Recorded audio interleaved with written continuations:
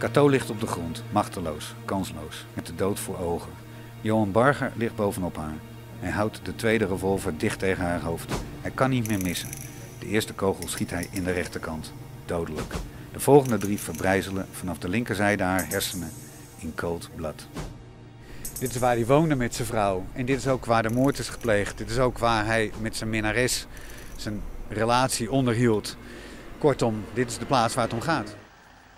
Ja, het is echt een enorm geruchtmakende moord geweest. Omdat een dominee in die tijd, ik denk de belangrijkste persoon in de maatschappij überhaupt was. Het morele boegbeeld, hè, de dominee, die stond op een enorm voetstuk.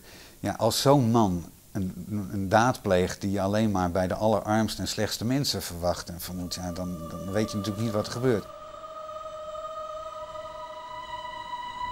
Je loopt eigenlijk door een plaats delict en dat is gewoon heel bijzonder. Als je een verhaal kent, dan snap je ook de impact daarvan. Dan snap je ook, de zweetdruppels voel je bijna op de straat liggen. En bovendien, het speelt zich natuurlijk af allemaal in het centrum van de stad. Heel veel controverse, heel veel spanning, heel veel broeierigheid ligt heel dicht bij elkaar. Nou, als je daar nu door de stad loopt, dan vind ik dat het weinig moeite kost om dat nog te voelen. Hier kwam zijn grootheidswaanzin echt tot wasdom voor mijn gevoel. Dit was echt de plaats waar hij de mensen toesprak, waar zijn kudde, een herder van zijn kudde. Hier stond hij op zijn voetstuk op de kansel.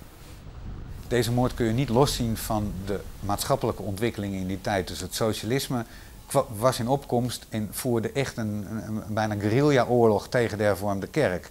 Ja, die dominee werd daar natuurlijk gek van. Die werd elke week beschimpt, die werd belachelijk gemaakt door een hele nieuwe groep mensen. Nou, dat is natuurlijk van wezenlijk belang.